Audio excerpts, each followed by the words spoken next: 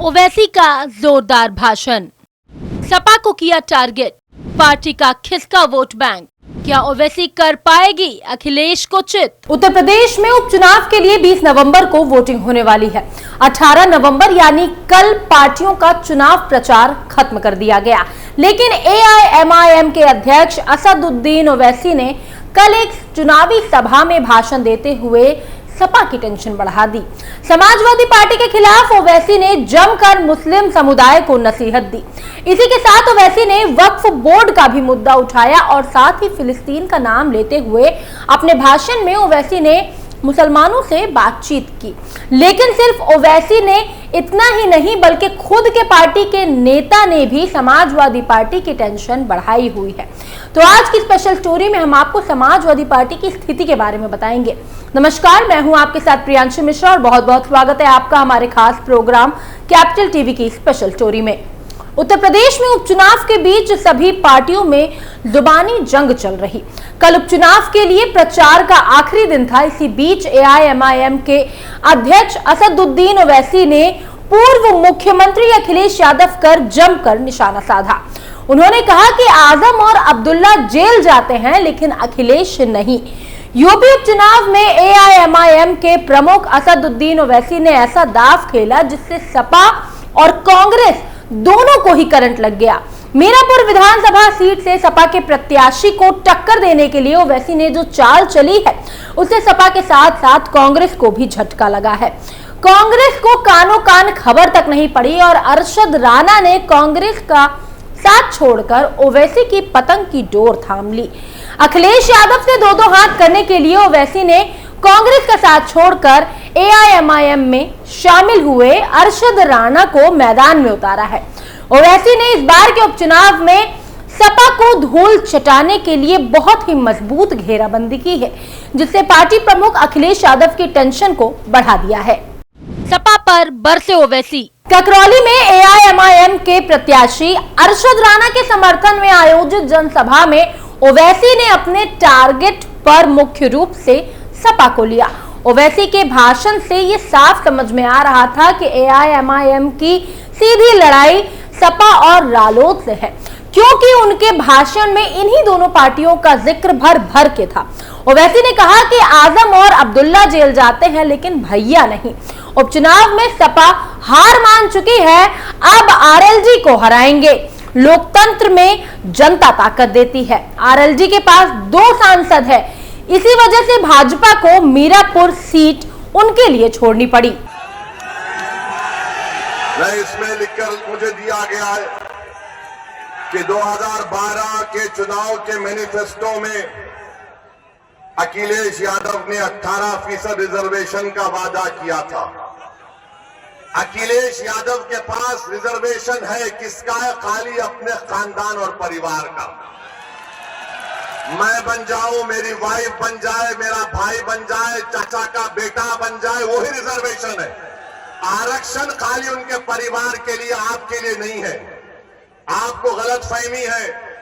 ये समाजवादी कभी भी आपका कोई काम करने वाली नहीं है। उन्होंने आगे अपने भाषण में वक्फ बोर्ड का भी जिक्र किया। उन्होंने कहा कि वक्फ बिल का प्रस्ताव पेश किया गया। अगर हमारे 3 सांसद होते तो ये कभी नहीं होता।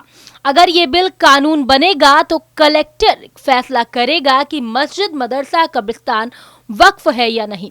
कानून बना तो अल्लाह नहीं, संपत्ति के मालिक मोदी और उनके नायब DM होंगे। गैर मुस्लिमों को वोट की सदस्यता देंगे। वक्फ की जायदादों को खत्म कर दिया जाएगा। उन्होंने RLD का विरोध करने के पीछे की वजह भी बताई। उन्होंने कहा कि RLD को हराना इसीलिए जरूरी है क्योंकि जयंत चौधरी भी बिल के विरोध में नहीं उतरे। ये काला कानून है। अखिलेश यादव बिल पर बोलने के लिए खड़े तो हुए थे लेकिन कोई दूसरी दास्तान सुनाकर बैठ गए। उनके पास सिर्फ अपने परिवार के लिए आरक्षण करने के लिए मुद्दे हैं। बीजेपी अल्पसंख्यक समाज के लोगों के काम धंधे खत्म करना चाहती है। ये तो पार्लियामेंट का चुनाव नहीं है। आप यहाँ पर मुत्तहदा अपने वोट का इस्तेमाल करिए, अरशद राणा को कामयाब करिए तो भैया का दिमाग भी ठिकाने लग जाएगा पूरी तरीके से। पूरी तरीके से दिमाग ठिकाने लग जाएगा। इनको मालूम होना चाहिए, याद रखिए, मैं कब तक जिंदा रहूंगा, आप कब तक जिंदा रहेंगे नहीं मालूम, मगर अगर आप अपने वोट से अपनी लीडरशिप को पैदा करेंगे तो आपके वोट की कीमत बढ़ेगी, आपके वोट की अहमियत बढ़ेगी, आपकी जिंदगी की अहमियत बढ़ेगी। ओवैसी का फूटा गुस्सा। ओवैसी ने कहा कि जब मुजफ्फरनगर में दंगा चल रहा था तब मुख्यमंत्री अखिलेश यादव थे। सैफई में उत्सव चल रहा था। उस वक्त 50,000 मुस्लिम बेघर हुए, मां बहनों पर ज्यादतियां की गई, राहत शिविरों पर बुलडोजर चल रहा था। ओवैसी ने बटोगे तो कटोगे पर मुख्यमंत्री योगी आदित्यनाथ और प्रधानमंत्री नरेंद्र मोदी पर भी निशाने साधे। साथ ही ये भी कहा कि झांसी के मेडिकल कॉलेज में बच्चों की जिंदगी बचाने वाले याकूब मंसूरी को सामने खड़ा करके मुख्यमंत्री ये नारा नहीं दोहरा सकते हैं। हम कहते हैं कि अनेक है तो अखंड है। मुख्यमंत्री महाराष्ट्र में फिर रहे हैं। बीजेपी की तरफ से एक समुदाय के खिलाफ जहर फैलाया जा रहा है। अब भाजपा वाले अपनी जुबान पर बुलडोजर नहीं ला सकते। इसके बाद ओवैसी ने जनता से अपील करते हुए कहा कि हम कई वर्ष से यूपी की सरजमी पर काम कर रहे हैं। हम चुनाव लड़ते हैं, हारते हैं और जीतते भी हैं, लेकिन हम चुनाव के नतीजे देखकर हिम्मत हारने वाले लोग नहीं हैं। हमारे हौसले कल भी बुलंद थे और आगे भी बुलंद रहेंगे, लेकिन फैसला आपको करना है। ओवैसी ने फिलिस्तीन का उदाहरण देते हुए अपने भाषण में कहा, 70 साल से फिलिस्तीनी गाजा में लड़ाई कर रहे हैं, वो मर रहे हैं, 40,000 अब तक मर गए हैं, 12 लाख बेघर हो गए, लेकिन उनके हौसलों को देखो, वो डर नहीं रहे, वो मुकाबला कर रहे हैं, क्योंकि इजराइल जालिम मुल्क है और वो जालिम मुल्क गाजा में जुल्म ढा रहा है, लेकिन वो गाजा में लड़ रहे हैं। वक्फ बोर्ड के मुद्दे के साथ सरकार का घेराव करते हुए भी नजर आए ओवैसी का कहना है कि संसदीय चुनाव के नतीजे आए तो आबादी के हिसाब से उनके सांसद चुनकर आए, लेकिन एक आबादी ऐसी है जिनके सांसद आबादी के हिसाब से चुनकर नहीं आ पाए। वो देश की अल्पसंख्यक समाज है। इसका जिम्मेदार कौन है? किसी हद तक हम भी जिम्मेदार हैं, जो डर जाते हैं कि मजलिस को वोट देंगे तो बीजेपी जीत जाएगी। मैं आपसे यही कहना चाहता हूं कि यकीनन हमको बीजेपी को रोकना है, लेकिन क्या हम इनको रोकने में ही अपना खात्मा करते रहेंगे? फिर हमारी आवाज कहां जाएगी? मिसाल के तौर पर मैं कहना चाहता हूं कि संसद में वक्फ बिल कानून पेश किया गया है। अगर हमारी पार्टी के कम से कम 3 सांसद सदस्य होते तो क्या मोदी इस तरह की हरकत करने के बारे में सोच सकते थे? आप जानते हैं कि वक्फ बिल क्या है। ये बिल कहता है कि कलेक्टर ही फैसला करेगा कि ये मस्जिद, मदरसा, कब्रिस्तान वक्फ की संपत्ति है या नहीं। मुताबिक नहीं जीत पाए तो भारत की सबसे बड़ी अल्पसंख्यक समाज मुसलमान है। इसका जिम्मेदार कौन है बताइए आप? इसके जिम्मेदार किसी हद तक हम भी हैं, जो हम डर जाते हैं कि नहीं अगर हम मजलिस को वोट देंगे तो बीजेपी जीत जाएगी।